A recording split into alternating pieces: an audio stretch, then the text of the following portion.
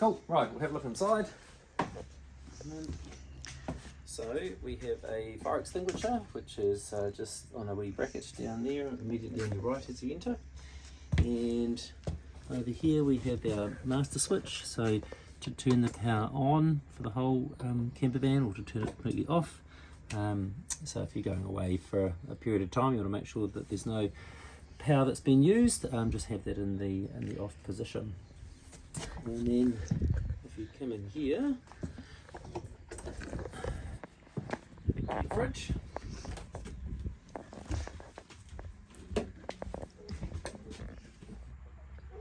Right, so to use the fridge, what we need to do is turn it on. So there's the icon there, it's an on button, and it'll automatically go to the house battery, which can be a bit of a trick. So we need to make sure that we are not running the fridge just on the house battery, because it will drain the house battery quite quickly. So when we are at a campsite, we will be using the gas, which is this flame, or you'll be using the icon there of the power for mains. So just make sure that you're not running the fridge on the house batteries, or else unfortunately it will drain the batteries. So to turn it on, you'll select the icon will be under whatever you're wanting to use. So if it's gas, the blue icon will be under the gas. And to start it, you push the button in and then turn it around, and you'll keep holding it until the gas is lit, and keep your fingers there for about 10-15 seconds. Then take your finger off and you'll hear the fridge going just on gas. And then just to turn it off, you just turn that around to the off position, and that will cut the gas and therefore cut the fridge. So just a reminder again, just don't run the fridge on the house batteries, or else it will flatten the house batteries.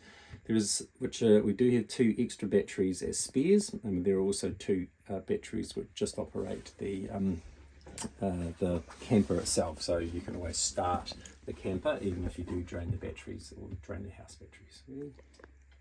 This is the gas oven, pretty straightforward.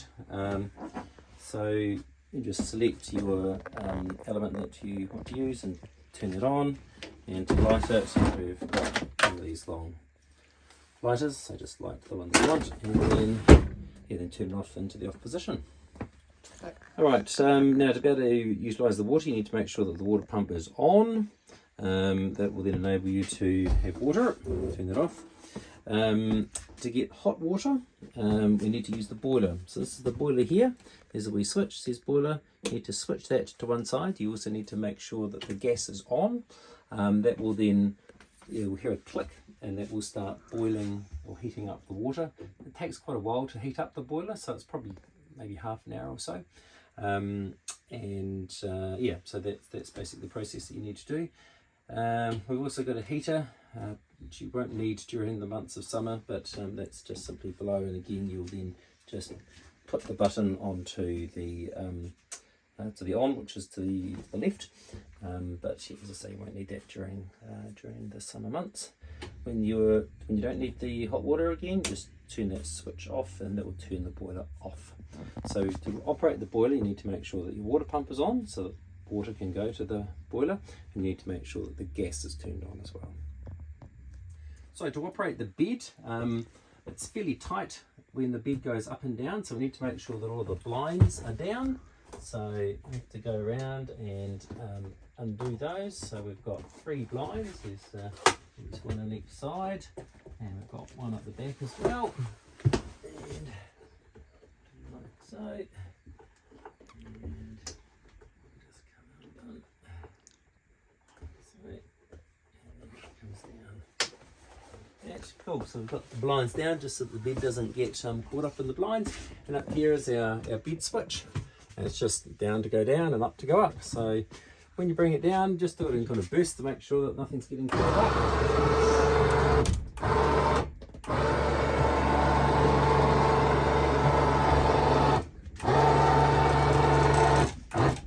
Cool. Then bring it down to about the height of the side of the cabinet. And then we've also got a small step which you can use to give yourself a bit of a boost up there. So So then to put the bed back up, back to the switch.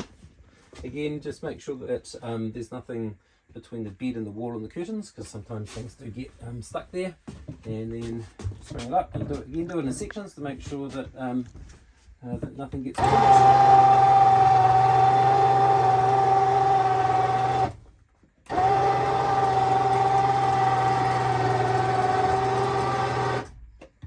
And that's it. You see under here, there's some storage, and in that storage we've got 2 spare house batteries which are charged, so there's 2 there. We've also got a small number of tools. There is a shovel and also a tow rope, and also some 4 axle stands. So if you do wish to put the axle stands under each axle to be able to stabilise the camper van when you're at your campsite, then you can do that. Just make sure that that's on the axle and not on any fiberglass. Cool. Right, so I've got a cassette toilet here. So you just open the lid as you normally would, and then on the side there's a wee lever here, and that opens the lid to the cassette toilet. So when you're using it, open it up, and then you'll flush the toilet just by pushing the blue button. And then once you've finished, you then need to close that off. So you'll push the lever back around to close it, and then close the lid. And need to make sure that that lid's always closed, so you have it open when you're using it. We've also got a small basin which you pull down like so, so you can use that for washing hands and things. And then we've also got the shower, so you just turn that on. Again, you need to make sure that your water pump is on, and that you've heated the water as well in the boiler, which does take a good half an hour to be able to get up to temperature.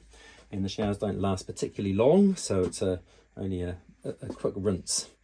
You can also, with the toilet, you can turn the seat around depending upon if you're having a shower or using it. So yeah, cool. So if you're going to plug in when you're at a campsite, you just need to access the power cable here, move the power cable out, and you've got your end here, so, and you plug that into your camp spot, and then you need to push the reset button. So if you don't push the reset button, it says black is off and red is on. So plug it in and push the reset button, and then you'll have power inside the camper. All the keys are kept on a hook up here, and everything's labelled toilet, barbecue, water, etc. So that's the set that you'll need. Just make sure that you put them back up there when you finish them. Gas bottle. The gas bottle is here, so when you're using gas, you need to make sure that you turn the gas bottle on. There's a knob at the top. It's a standard 9 kg gas bottle. And there's also a valve there. Just make sure that that's open when in use, and if you want to, you can turn that off, which will then just ensure that there's no gas that will go to the camper at all. And then close that. There's also just a wee steel bracket there just to hold it in place. If you run out of gas, then yeah, just go into a service station and do a swap or a refill. Cool. So when you pick up the camper, there'll already be a tank full of water, fresh water. So, but to refill it, you put your key in there that says water tank. Open it up. The cap there. Open the cap, and just simply put your hose in and fill it. And then once it's full, you'll see the water kind of spurting at the top. There's also a overflow hose which is on the other side, so you might see a little bit of water coming out the other side until the tank gets at a full level.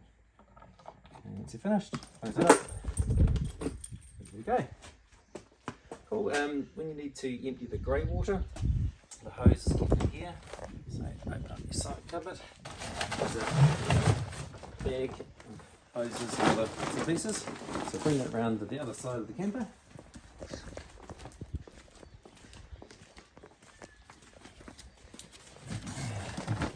And you'll see there's a sign that says waste, so that's all of your grey water, so all the water that comes from the sink and the shower. And what you do is there's a cap down here, so see the cap here on the chain. So you need to turn that cap like so, and then this hose just goes onto there, and you turn it, and then you need to make sure that the end of the hose goes into an approved grey wastewater station, so they're at just about every camping ground. And then what you do is you pull this lever here out, which opens the valve, and your grey water will come out and drain. Now, if you, at the end of your trip, when you need to empty the toilet, or if you have filled the cassette toilet and need to empty it, this is where the cassette toilet is kept. Grab the keys, find the key that says toilet on it, place it into the lock, half turn, and then push both buttons and open it up. To access the cassette, you just need to put your hands under here and lift up the yellow tab, pull it out, and it will simply slide out. You need to make sure that you empty the cassette toilet in an approved black water station.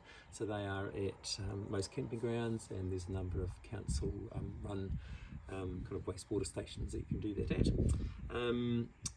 To empty it, there's a nozzle here.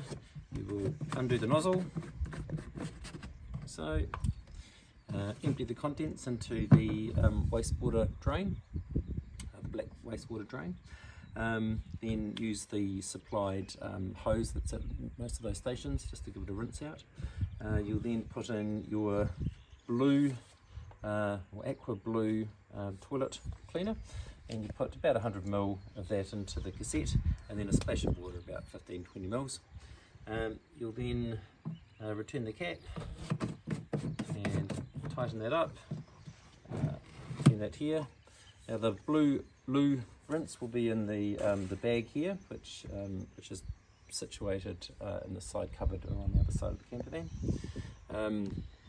And then you will then lift it up and slide the cassette back in here again until it clicks and is firmly in place. And then to lock it, you'll then close that, grab your toilet key, pop that in, and turn like so.